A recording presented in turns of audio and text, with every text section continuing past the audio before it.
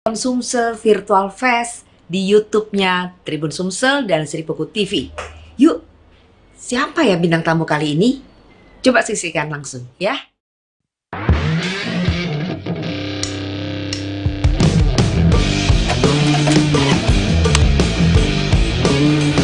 Tes, tes, tes. Oke, standby. 3, 2, 1. Bismillahirrahmanirrahim. Assalamualaikum warahmatullahi wabarakatuh. Selamat siang pemirsa Sumsel Fest 2020. Jumpa lagi bersama saya Muhammad Rusin dalam dialog rutin kita. Halo dokter. Nah, pagi hari ini kita sudah tergabung dengan salah satu dokter senior penyakit dalam, Dr. Haji Zain Ahmad, sarjana spesialis penyakit paru. Beliau adalah dokter di Rumah Sakit Umum Dr. RSUP Dr. Muhammad Rusin Palembang. Saya sapa beliau dulu. Assalamualaikum Dr. Zain. Waalaikumsalam warahmatullahi wabarakatuh. Waalaikumsalam. Dokter sudah lama nggak ketemu kayak ini. Kangen sama Husin. Ya dokter bekerja di rumah sakit saya soalnya. Rumah sakit Dr. Muhammad Rusin. Dokter, saya sebenarnya masyarakat Sumatera Selatan, khususnya Kota Palembang melihat dokter ini sangat tidak asing lagi lah, terutama dokter ini bagian dari tim Satgas COVID-19. Ya, betul dokter ya? Ya.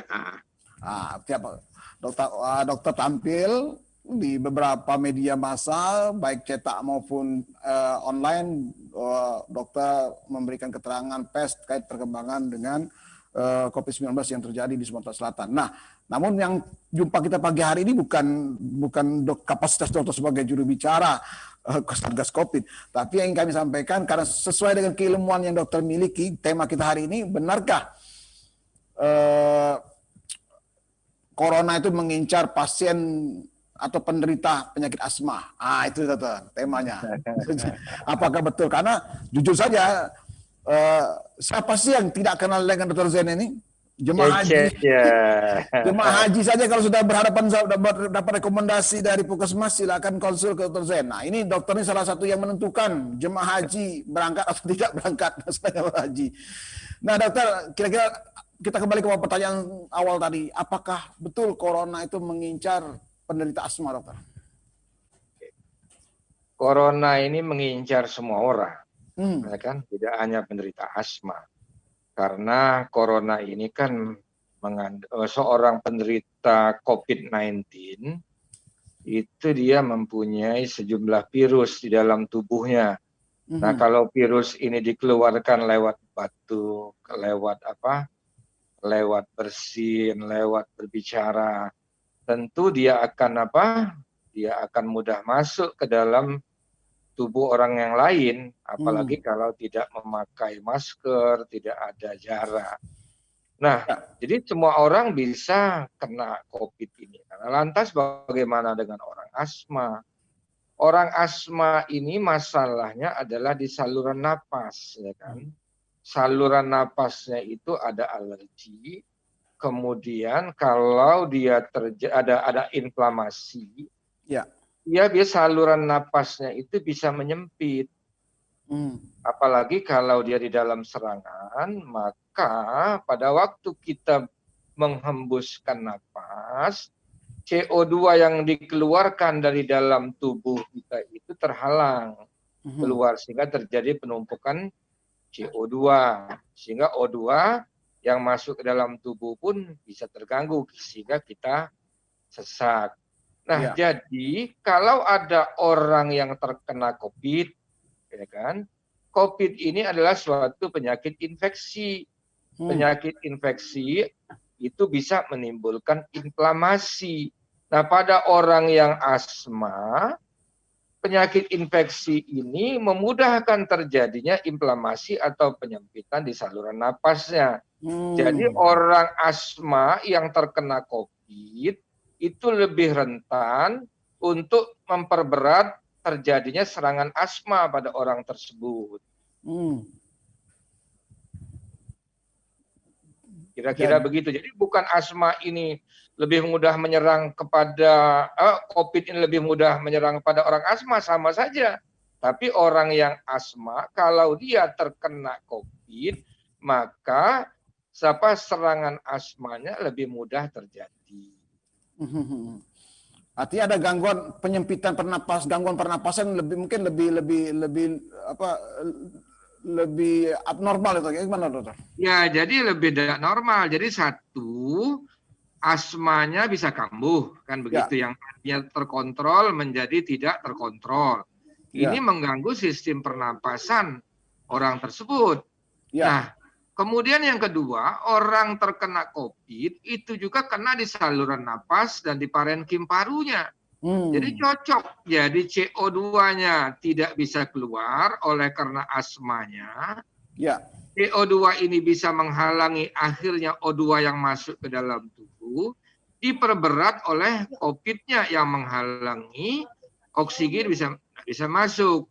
Sehingga orang COVID tanpa asma dibandingkan dengan orang COVID dengan asma, orang yang COVID dengan asma tentu gejalanya bisa lebih berat.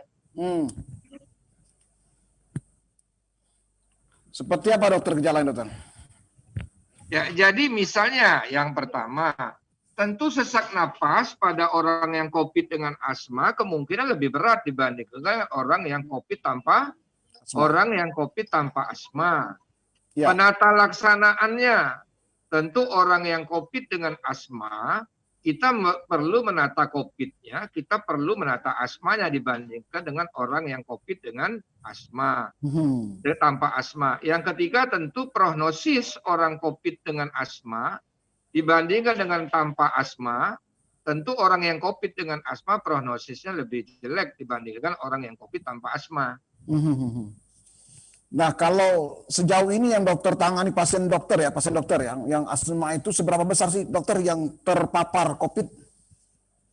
Ya, jadi kalau yang kita lihat dengan komorbid, tentu yang dengan asma ini memang ada.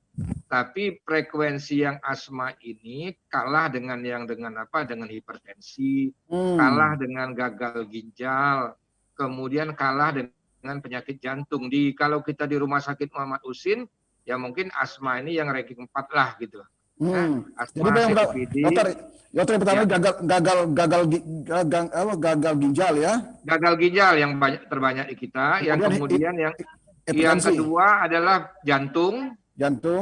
Ya, yang ketiga hipertensi. Yang keempat di kita DM dan penyakit obstruksi saluran napas termasuk asma ini. Asma dia jadi di peringkat keempat. Ya. Bagaimana, dokter, tingkat kesembuhan pasien penderita asma yang terpapar COVID, dokter? Ya, jadi sebetulnya sama saja dengan tingkat kesembuhan pasien yang lain. Ya. Jadi sangat tergantung dengan satu yang pertama, kecepatan dia datang ke rumah sakit. Tentu orang yang gejalanya ringan dengan orang yang gejalanya berat berbeda prognosisnya. Orang yang gejalanya berat berarti jumlah virus SARS-CoV itu di dalam tubuhnya itu jauh lebih banyak dibandingkan dengan orang yang bergejala ringan. Ya. Tentu orang-orang yang tidak bergejala, orang yang bergejala ringan jangan didiamkan, ini harus cepat diobatin. Dan silahkan datang ke puskesmas atau silahkan datang ke rumah sakit. Jangan datang ke rumah sakit menunggu gejalanya sudah berat. Kalau gejalanya sudah berat, apakah dia ada asma atau tidak, maka penanganannya lebih sulit. Apalagi kalau dia dengan asma. Nah, dokter kan ini perlu juga kami tanyakan ke dokter. Kaitannya seberapa banyak sih, dokter, virus yang masuk, katakan COVID-19 ya, ke pasien dokter lah ya, seperti pasien-pasien penyakit asma khususnya. Ada beberapa pertanyaan yang masuk, seberapa besar atau seberapa banyak kuantitas dari jumlah virus yang masuk dalam tubuh manusia, dokter? Bisa nggak terbaca?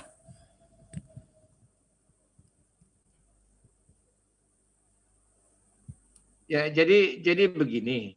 Artinya virus itu kalau masuk ke dalam tubuh kita, tentu dia lewat saluran napas. Ya. Ya, lewat saluran napas, nanti biasanya nyangkut dulu di saluran napas atas, Ya. baik daerah nasofaring, orofaring, ataupun laringofaring. Sehingga untuk diagnosis itu kita mengambil swab, kan biasanya pemeriksaan PCR itu Ya. dari usap tenggorokan atau dari usap hidung, itu yang kita sebut dengan nasofaring atau orofaring tadi. Ya. Nah, nanti dia baru bergeser ke saluran napas bawah. Nah, yang kedua, virus itu jumlahnya masuk banyak atau sedikit sangat tergantung dengan sumber virus yang kita temui. Orang yang tanpa gejala dengan orang yang bergejala berat, tentu jumlah virus orang yang bergejala berat lebih banyak dibandingkan dengan orang yang tanpa gejala.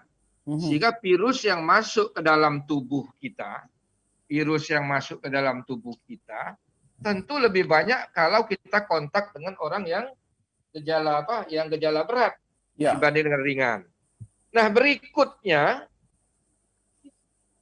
berikutnya adalah seberapa sering kita terpapar tersebut. Jadi walaupun dia sedikit-sedikit, tapi kalau kita terpaparnya dalam jumlah yang sering, maka virus itu pun akan masuk ke saluran napas kita dalam jumlah yang lebih banyak. Begitu. Ya. Nah, itu kemudian virus tersebut bisa masuk ke dalam sel tubuh kita.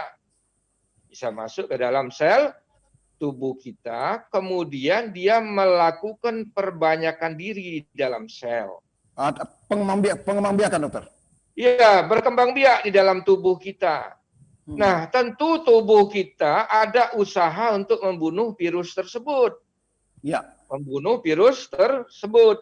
Kalau sistem imun tubuh kita kuat, maka virus itu bisa saja dimatikan atau jumlahnya kalau dia berkembang tidak terlampau banyak. Ya. Tetapi bila sistem imun tubuh kita tidak kuat, katakanlah banyak penyakit komorbidnya tadi, yang salah satunya adalah asma, maka sistem imun tubuh kita tidak terlampau kuat untuk membunuh virus SARS-CoV tersebut. Sehingga dia terjadi perbanyakan yang lebih cepat dibandingkan dengan orang-orang yang sehat. Begitu kira-kira Pak Usin. Sejauh ini dokter, yang sehat sembuh, yang tidak sembuh gimana dokter? Untuk asma dokter. Oke. Jadi kembali sangat tergantung dengan derajat COVID-nya pada waktu masuk. Ya. Nah, kita di Indonesia dan juga di dunia, bahwa umumnya kita itu COVID-nya adalah mayoritas adalah orang yang tanpa gejala dan gejala ringan. Baik dengan asma maupun tanpa asma. Nah, sehingga pada kelompok yang seperti ini, angka kesembuhannya tinggi. Ya. Angka kesembuhannya tinggi. Kalau kita lihat saat ini di negara kita kan lebih dari 70% itu angka kesembuhan. Itu adalah suatu angka yang cukup baik. Nah, tetapi kalau pasien ini masuk dalam kondisi yang berat, artinya kita asumsikan virusnya banyak. Nah, pada saat inilah baru mulai angka lama rawat di rumah sakitnya menjadi lebih panjang dan angka kematiannya mulai meningkat. Nah, termasuk orang yang COVID dengan asma itu kematiannya lebih tinggi dibandingkan dengan atau gejalanya lebih parah dibandingkan dengan orang yang COVID tanpa asma. Jadi pesan saya, jadi jangan sampai keluhan COVID itu berat, cepatlah mencari pertolongan. Seperti apa dokter? Seperti apa? Oke, jadi misal kita katakanlah punya komorbid asma, kemudian kita timbul demam, batuk, pilek, pilek. Kemudian kita tinggal di daerah dengan transmisi lokal. Palembang contohnya salah satu adalah daerah transmisi Ya. transmisi lokal. Nah, ini segera memeriksakan diri ke dokter untuk di-screening apakah kita terdapat COVID atau tidak. Nah, terkadang kita kan takut nanti wah ketemu dokter di COVID kan ada kemungkinan untuk diobatin, ada kemungkinan untuk diisolasi, dipending dulu, ditunda. Ketakutan. Begitu dipending atau ditunda, virusnya mengalami aplikasi atau multiplikasi lebih banyak, gejala lebih berat. Baru datang ke rumah sakit. Gejala udah berat. Nah, ini yang problem. Jadi gejala demam, batuk, jadi, pilek. Demam, batuk, pilek itu kunci masuknya. Sesak napas. Jadi gejala-gejala infeksi saluran pernapasan akut pada umumnya. Jadi demam, kami ulangi, batuk, sesak napas, kemudian berdahak. Yang kedua, dia ada riwayat kontak dengan penderita COVID-19 dalam 2 minggu terakhir, atau dia tinggal di daerah dengan transmisi lokal. Nah, ini harus segera periksa. Tapi kalau mengenai yang katakan seperti dokter ketahui, yang dokter katakan tadi, kalau ada ketakutan seperti takut di COVID kan, itu gimana dokter? Ya, jadi kan stigma di masyarakat kita ini kan ada 2 hal yang kadang-kadang bertolak belakang. Satu, fakta bahwa sebagian masyarakat kita kan tidak percaya dengan COVID, gitu kan? Ya. Sebagian tidak percaya dengan COVID. Atau yang kedua, ada stigma terhadap penderita COVID tersebut. Di satu pihak kita tidak percaya, tapi di satu pihak yang lain, begitu ada orang yang terkena COVID, kita tidak mendukungnya, kita berusaha untuk menjauhinya. Nah, inilah yang mungkin membuat orang itu takut kalau dia tahu dia terkena COVID. Padahal kalau dia terkena COVID, dilakukan tes pada saat dini, itu angka kesembuhannya sangat tinggi. Ya. Angka kesembuhannya sangat tinggi. Nah, dokter ada pertanyaan, bagaimana untuk yang harus dilakukan penata-laksanaan terhadap katakanlah seseorang yang ada potensi gangguan asma dan pernapasan, apa yang harus dilakukan dokter? Apakah tetap mempertahankan kampanye 3M kemarin, cuci tangan, social distancing, pakai masker dan sebagainya dokter? Oke. Jadi yang pertama, orang yang sudah dikatakan dokter menderita asma tetap melanjutkan pengobatan yang ada selama ini. Ya. Nah, pengobatan asma itu kan ada 2, ya kan? Ya. Satu namanya untuk mengontrol proses peradangan yang terjadi. Ya. Itu yang kita sebut dengan controller. Controller itu artinya mengontrol biar jangan terjadi serangan. Ya. Nah, yang kedua adalah obat pelega. Jadi kalau dia terjadi serangan asma, saluran napasnya menyempit, saluran napas ini dibuka dengan obat pelega yang disebut dengan reliever. Ya. Nah, pada orang asma, pengobatannya yang paling penting itu adalah controller. Jadi dia dikontrol biar jangan terjadi serangan. Ya. Dan saat ini tersedia obat-obatan yang gabungan dari 2 tuh, yang dia bisa mengontrol atau menjarangkan serangan. Ya. Dan dia juga bisa melegakan. Nah, obat-obat yang seperti ini tetap dijalankan rutin. Ya. Nah, tentu kalau asma kita terkontrol dengan baik, maka resiko kita kena COVID itu sama saja dengan orang yang tanpa asma. Beratnya penyakit kita kalau terkena COVID sama saja dengan orang yang tanpa asma. Tapi ada persoalan justru, nah gimana? Saya mohon klarifikasi juga dokter. Ada yang menjadi persoalan sekarang kan, kemarin sempat berkembang, mungkin 3-4 bulan yang lalu sempat berkembang bahwa jangan ke rumah sakit karena rumah sakit itu termasuk bagian dari klaster. Sehingga ya kan, ini kan macam 2 bulan yang lalu, 3 bulan lah ya, sempat berkembang seperti itu dokter. Gimana dokter? Ya, jadi kan begini. Di rumah sakit itu kan datang orang sakit, ya kan? Datang orang sakit. Nah, orang sakit ini bisa saja ada yang kena COVID, ada yang tidak kena COVID kan? Betul. Nah, oke. Nah, sehingga di rumah sakit itu umumnya akan dilakukan screening COVID.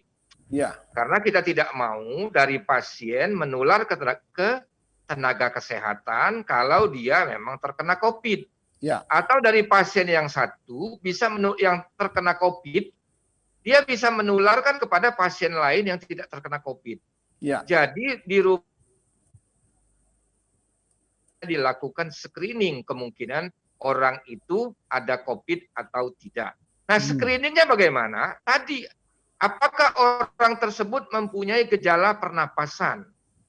Apakah orang tersebut mempunyai gejala infeksi saluran napas akut, batuk tadi, demam, berdahak, sesak. Nah, kalau ada orang itu ditanyakan apakah tinggal dari tempat-tempat daerah dengan transmisi lokal, artinya yang ada penularan dari satu orang ke orang lain di tempat tersebut.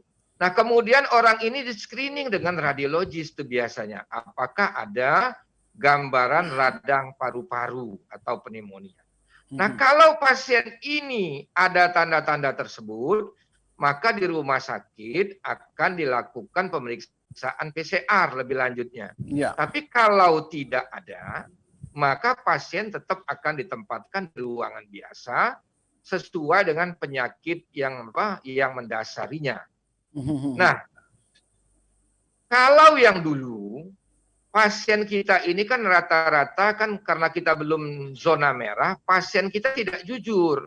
Pak, apakah Bapak atau Ibu punya keluhan sistem pernapasan? Dijawab tidak ada. Apakah Bapak pernah kontak dengan orang yang pasien COVID? Tidak ada. Sehingga dokter atau petugas kurang aware-nya, kurang kesadarannya bahwa orang ini COVID atau bukan. Ya. Dianggap bukan COVID, ternyata belakangan timbul gejala, di screening, memang ada COVID-19-nya. Sehingga seluruh petugas yang kontak dengan pasien tersebut dilakukan juga pemeriksaan dan beberapa hasilnya positif. Namun saat ini di rumah sakit hampir semuanya sudah menjalankan proses screening standar. Dan insya Allah kalau begitu pasien sudah bisa kita kelompokkan kalau dia bukan COVID, kalau dia COVID. Kemudian untuk petugas kesehatan pun resiko tertularnya menjadi lebih rendah sehingga tidak menjadi lagi klaster penularan di rumah sakit. Jadi masyarakat juga tidak perlu fobi terhadap rumah sakit dokter saat ini ya? Nggak usah takut. Dan kenyataan memang di beberapa rumah sakit saat ini kunjungan-kunjungan juga sudah mulai ramai, walaupun tetap dilakukan screening COVID. Iya. Nah, tadi dokter mengatakan baru satu yang harus dilakukan oleh pasien paru ya. Pertama dia harus menjalankan terapi atau pengobatan yang selama ini rutin dia lakukan, baik itu kontrol maupun obat pelegah. Ada lagi dokter yang harus diwaspadai, mengubah perilaku pasien asma ini supaya ya, terhindar dari COVID-19. Ya, jadi asma ini, kami ulangi lagi, resiko untuk orang terkena COVID, baik dia ada asma atau tidak ada asma, sama saja. Tidak orang yang terkena asma, resiko untuk terkena COVID-nya lebih tinggi. Ya. Bukan seperti itu. Ya. Namun orang asma terkena COVID, itu resiko untuk gejala klinisnya lebih berat, itu iya. Oleh karena satu, COVID ini bisa mencetuskan serangan asmanya. Kalau serangan asmanya terjadi, maka gejalanya berat, ditambah dengan COVID-nya. Tentu gejalanya lebih berat dibandingkan dengan orang yang COVID tanpa asma. Jadi itu kuncinya. Ya. Nah, yang kedua, tentu untuk orang yang asma, pencegahan terhadap COVID sama saja dengan orang yang tanpa asma. Jadi 3M itu tetap harus dilakukan. Menjaga jarak, kemudian sering cuci tangan, kemudian hindari tempat-tempat kerumunan atau social distance. Ya. Nah, satu lagi, Ya. di luar COVID-nya, orang asma itu dasar kebanyakan adalah alergi. Jadi kalau dia tahu faktor pencetus asmanya atau faktor alergi yang mendasarinya, maka itu yang dihindari. Misal, di tempat tidurnya banyak terdapat debu yang menginjus untuk terjadinya serangan asma. Ya. Nah, maka di tempat tidurnya harus dihindari tempat-tempat yang debu tersebut. Itu hanya contoh. Katakanlah ada orang asma yang timbul terpapar kalau dia berdekatan dengan kucing. Begitu dekat dengan kucing, dia terkena serangan. Maka dia harus menghindari, jangan bersentuhan dengan kucing. Jadi setiap orang bisa memperkirakan apa sih yang mendasari saya, yang mencetuskan serangan asma saya, dan itulah yang dihindari. Dokter, kalau alergi, faktor pencetus seperti debu, kucing, dan sebagainya, artinya ketika dia ada mengalami alergi dengan pencetusnya yang disebut dokter tadi, artinya ketika itu terjadi, COVID udah dengan mudah bisa masuk, dokter ya? Nah, jadi kalau untuk masuknya tadi sama saja dengan sama saja dengan COVID tanpa asma. Ya. Tapi kami bilang tadi, kalau ada orang asma, kemudian dia masuk virus COVID ke dalam tubuhnya, infeksi ini lebih memudahkan untuk terjadinya serangan asmanya. Ya. Jadi misalnya tadi asmanya tenang-tenang aja, terkontrol dengan dengan obat-obat pelega, dengan obat-obat controller. Nah, begitu masuk COVID, yang tadinya terkontrol menjadi tidak terkontrol. Betul. Terjadi serangan oleh karena infeksi daripada virus, inflamasi ini memudahkan terjadinya serangan asma. Wah, mengapa ya saya dalam 1 minggu terakhir, dalam 1 bulan terakhir tidak pernah lagi nih sesak. Tapi begitu terkena COVID, saya menjadi sesak. Begitu kira-kira Pak Ucen. Ini dokter, ada pertanyaan dari melalui Facebook kita. Dokter, dia ada gangguan asma, tapi kalau menggunakan masker setiap saat ada gangguan juga pernapasan, dokter. Gimana, dokter?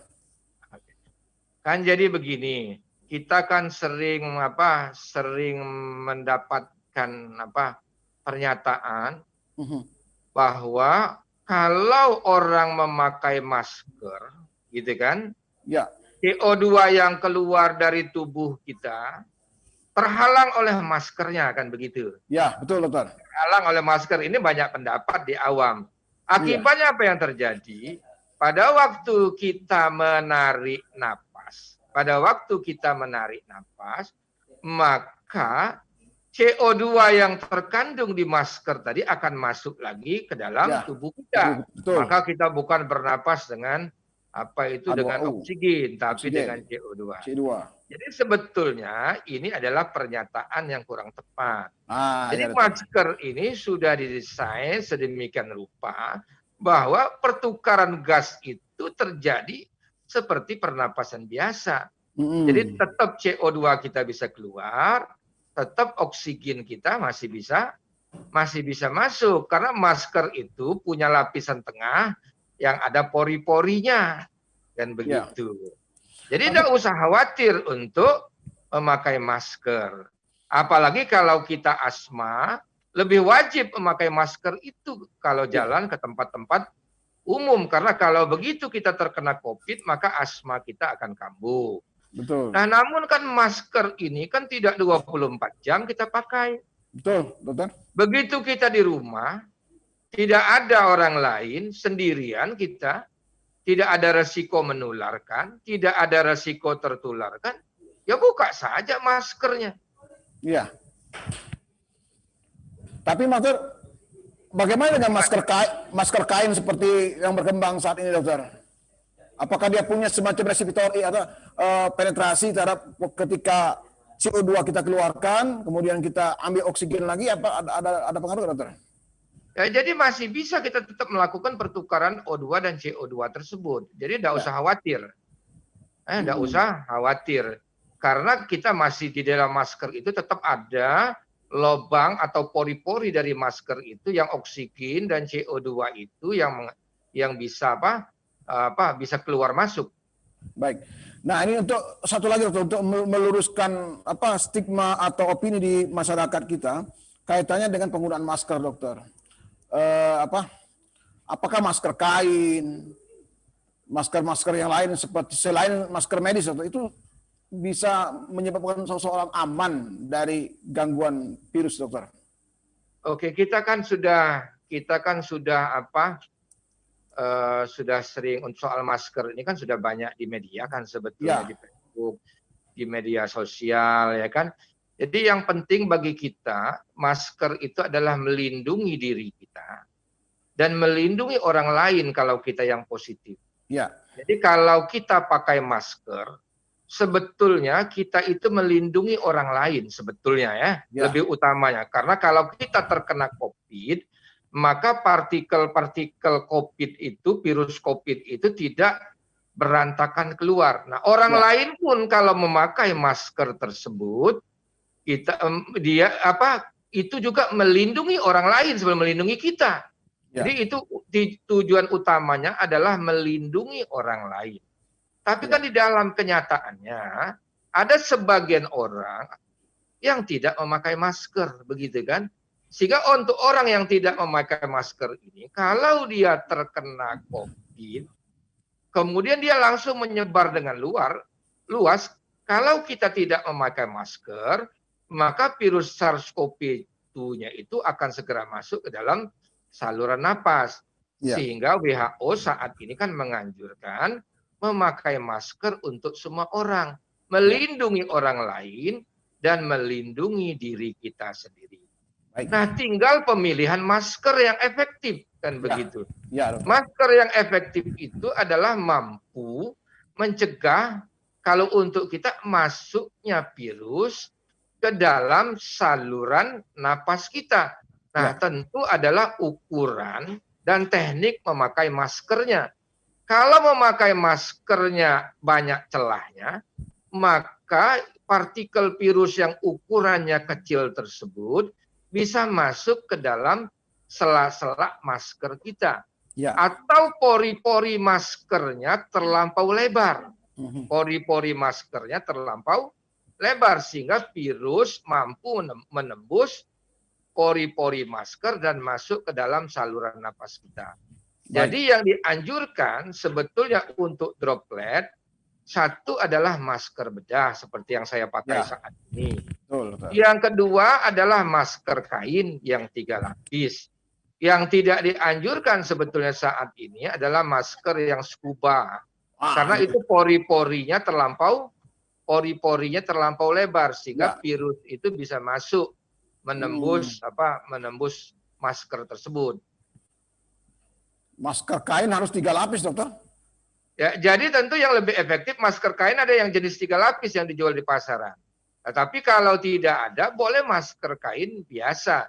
Walaupun perlindungannya tentu tidak sebagus masker bedah. Medis ya, masker bedah. Ya. Dokter, ya. Baik. Dokter, ini ada pertanyaan, dokter. Mungkin dari juga menanyakan soal kaitannya dengan pernapasan tadi, dokter. Ya, gimana? Soal jaga jarak, dokter. Social distancing. Ada yang kemarin menyebutkan 1 meter, bahkan sekarang sudah harus direkomendasikan 2 meter, dokter. Apakah sebegitu parahnya sekarang, dokter? Jadi kan begini, virus itu, partikel itu ada 2 macam ukuran. Ya. Kan? 2 macam ukuran. Ada yang ukurannya sedikit lebih besar, ukurannya yang lebih besar itu lebih dari 5 mikrometer. Ada ukurannya yang lebih kecil, di bawah 5 mikrometer. Nah, yang ukuran di atas 5 mikrometer itu kita sebut dengan droplet. Ya, kalau ukurannya di bawah 5 mikrometer itu kita sebut dengan aerosol. Nah, karena ukuran droplet ini lebih besar, maka kalau berat jenisnya tentu akan lebih besar. Hukum gravitasinya akan lebih cepat berlaku. Jadi kalau dia berjalan lebih kurang 1 meter, kemudian dia akan jatuh ke bawah. dia akan jatuh ke bawah sehingga jarak 1 meter itu aman. Betul. Nah, yang kedua, kalau dia droplet karena ukurannya lebih kecil, kalau dia aerosol Aerosol. karena ukurannya lebih kecil, maka dia jatuh ke buminya itu lebih lama sehingga dia bisa terbawa angin lebih jauh. Jadi jaraknya 2 meter. Gitu dia baru aman. Nah, kalau Oke. kita di hasil temuan dokter sendiri, hasil temuan dokter, hasil penelitian dokter terhadap pasien-pasien yang virus yang berkembang di kita ini yang termasuk di atas 5 mikro atau di bawah 5 mikro, dokter? Apa dua-dua sudah ada? Jadi kapan partikel virus itu menjadi ukurannya lebih kecil? Kalau kita melakukan tindakan-tindakan yang melakukan penyemprotan atau melakukan pembilasan di daerah mulut dan saluran napas. Seperti apa, dokter? Misal dokter gigi. Ya. Gitu kan? Dokter gigi itu melakukan tindakan yang membuat aerosol. Ya. Sehingga untuk seorang dokter gigi, maka perlindungan diri dia harus lebih kuat. Pakaiannya menjadi lebih lengkap dan maskernya tidak bisa menjadi masker bedah. Dia harus memakai masker N95, betul. yang pori-porinya lebih kecil. Oke, yang kedua, kalau seseorang berbicara dengan seseorang batuk, dengan seseorang bersin, tentu berbeda. Seseorang yang bersin, dia akan mengeluarkan partikel yang lebih halus dengan jarak yang lebih jauh. Nah, jadi kalau ada seseorang yang dengan bersin, maka jarak 2 meter menjadi lebih aman dibandingkan dengan yang berbicara yang jarak 1 meter. Nah, namun kita kan tidak tahu di dalam suatu tempat, di dalam suatu kerumunan, apakah orang itu hanya berbicara saja? Apakah orang itu ada yang batuk bersin? Apakah ada orang itu yang pakai masker atau tidak? Maka jarak 2 meter tentu lebih aman dibandingkan dengan jarak 1 meter. Tapi kalau tidak ada yang macam-macam, jarak 1 meter pun sudah cukup aman. Asal jangan kurang dari 1 meter. Dokter, saya menarik soal 5 meter, 1 meter, 2 meter, dokter. Ya. Fakta yang kita lihat di lapangan, fakta dokter di lapangan seperti pencairan dana pinjaman UMKM di beberapa bank yang antri panjang berbaris rapat, belum lagi di pasar, di mall dan sebagainya, dokter. Ini kan sangat berpotensi, dokter. Nah, yang saya tanyakan ke dokter, apakah setelah era new normal ini, di mana masyarakat melakukan aktivitas, nanti ada pertanyaan pemungkas yang saya tanyakan dokternya ada satu di akhir sesi saja. Nah, dengan era new normal ini, dokter, dibandingkan dengan sebelum-sebelumnya, itu gimana tingkat terpaparnya, dokter? Ya, jadi kan begini. New normal ini kan artinya kan kebiasaan baru ya. Ya. Dulu mungkin kebiasaan yang kita anggap bagus dulu, saat ini menjadi tidak bagus, gitu kan? Ya. Jadi misal nih, dulu kita sering cipika-cipiki, ya kan? Cipika-cipiki. Berarti ini kita menunjukkan rasa penghormatan kita terhadap orang tersebut. Kan itu paradigma lama. Betul. Tetapi mungkin saat ini kalau kita masih cipika-cipiki, artinya kita membahayakan orang tersebut. Betul. Jadi paradigma itu mengalami perubahan. Itulah yang kita sebut dengan new normal. Sesuatu yang dulu kita anggap baik, mungkin saat ini menjadi tidak baik. Ya. Sesuatu yang dulu kita anggap tidak sopan, kalau kita lakukan, justru saat ini kalau kita lakukan itulah tindakan tindakan yang menolong. Ya. Oke. Itu poin pertamanya. Nah, poin yang kedua, tentu ada saat-saatnya yang kita tidak bisa menghindar dari kerumunan orang dalam jarak yang kurang dari 1 meter. Betul. Tentu kita berusaha untuk membatasi virus yang masuk ke dalam tubuh kita. Nah, bagaimana caranya? Yang pertama, kita pakai masker. orang lain juga harus pakai masker. Itu membatasi untuk masuk. Ya. Yang kedua, tentu waktunya, lamanya harus cepat. Karena begitu dia cepat, waktu kontak kita kemungkinan terpapar virus lebih sebentar, sehingga virus yang masuk, risiko virus yang masuk tentu lebih kecil. Jadi dengan mensiasati hal-hal tersebut, jadi sangat fleksibel sekali, sangat tergantung di mana dan di mana kita berada. Baik. Nah, ya, itulah yang disebut dengan ada dokter, ada klaster-klaster baru ya, klaster perkantoran, karena mungkin timelinenya lebih lama karena di kantor dokter dibandingkan dengan tempat yang lain dokter ya. Jadi kan begini, ini Mas Husin, kita ini sering beranggapan kemungkinan orang yang terkena COVID itu adalah orang yang di luar lingkungan kita. Oh jadi, misalnya kalau kita datang ke tempat-tempat umum, wah datang ke rumah sakit, wah ini menjadi sumber penularan, sehingga kita sudah siap ke rumah sakit pakai masker. Ya, betul dokter. Kita datang ke mall, tempat kerumunan, sekali-sekali kepengen datang, ada yang dibeli. Kita sudah siap dengan masker, kita sudah siap dengan cuci tangan. Ya. Tapi begitu kita datang ke kantor, kita menganggap teman-teman kita itu bukan orang yang berisiko, bukan orang yang terkena COVID. Ya. Sehingga begitu di kantor, kita sama-sama buka masker. Ya. Nah, inilah yang menjadi risiko penularan. Ya. Yang paling krusial kapan di kantor? Adalah waktu jam istirahat, waktu makan. Jam istirahat dokter ya, jam istirahat. Ya, jam istirahat, waktu kita makan. Karena kita sering duduk, kita pada waktu makan mau tidak mau harus membuka masker, kecuali kalau kita bisa makan dengan masker. Ya. Kan hal yang tidak mungkin. Nah, begitu kita makan, kita buka masker dan makannya berkelompok. Ya. Di dalam satu ruangan. Itu yang bisa menjadi klaster umumnya di perkantoran ataupun di tempat-tempat lain. Betul. Dokter, waktu tidak terasa ngobrol sama dokter inilah, kalau bertemu sama dokter saya, dokter senior ini, tidak terasa hampir 1 jam dokter, karena waktu mau zuhur juga saya tanya dokter. Dan ada satu pertanyaan saya dokter, ini pertanyaan pemungkas. Ya.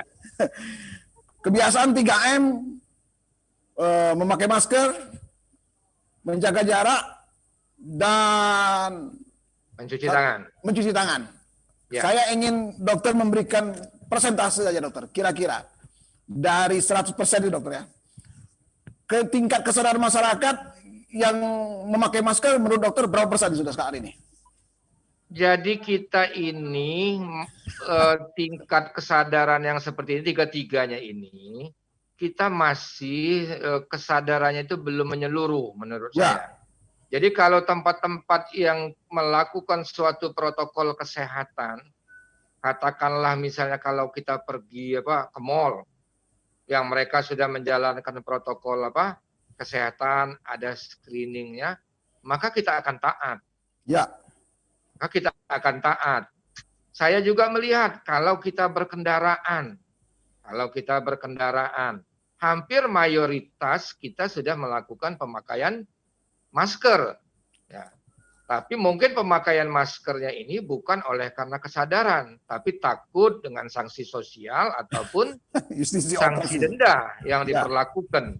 Nah, tetapi begitu kita masuk ke tempat-tempat komunitas kita yang sejenis, artinya komunitas apapun itu, kita sudah merasa terbebas dari resiko tersebut, maka kita cenderung mengabaikan 3M ini. Ya. Kalau ini dokter, ya, pakai masker, cuci tangan, dan menjaga jarak. Bobot tertinggi yang mana dokter? Ya tentu tiga-tiganya sama penting. Tiga-tiganya sama penting. Nah, tetapi kan tempat pintu masuk daripada virus SARS-CoV ini kan adalah saluran napas. Ya. Baik dari hidung atau mulut. Ya. Gitu kan? Nah, kalau kita tidak mau mengambil resiko untuk masuk, tentu yang paling penting adalah jangan datang ke tempat-tempat yang banyak virus. Ya.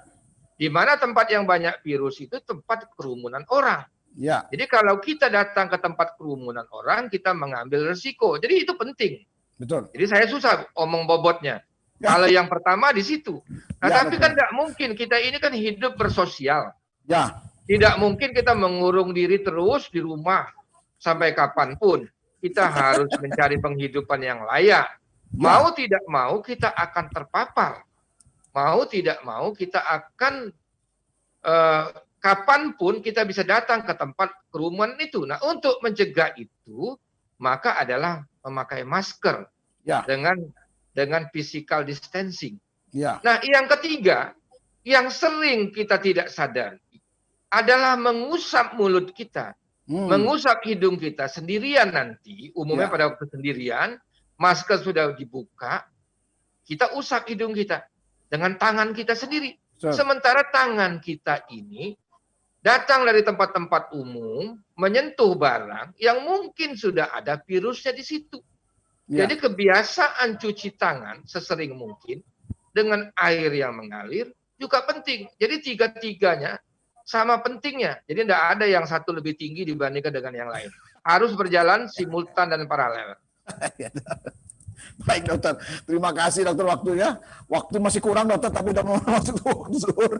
Oke. Tapi insya Allah nanti ada kita jumpa lagi. Pemirsa, dokter kami ucapkan terima kasih atas kesempatan waktunya. Tidak terasa sudah sampai 1 jam ngobrol bareng sama dokter ini. Ada beberapa pertanyaan yang masih belum dijawab dokter dan belum bisa kami angkat karena waktu juga. Dan kami berjanji sama pemirsa akan kembali mendatangkan dokter Zen. Oke, makasih Mas Udin. Makasih dokter. Makasih dokter. Assalamualaikum warahmatullahi wabarakatuh. Waalaikumsalam warahmatullahi wabarakatuh. Baik, pemirsa Sumsel Virtual Press, demikian bincang Halo Dokter kita bersama Dr. Zen Ahmad, dokter spesialis penyakit paru. Beliau berada di Rumah Sakit Umum Dr. Muhammad Husin Palembang, dan insya Allah kita akan menghadirkan beliau lagi di hari yang sama insya Allah. Mudah-mudahan pertemuan kita ini ada manfaat. Sekian, Assalamualaikum warahmatullahi wabarakatuh.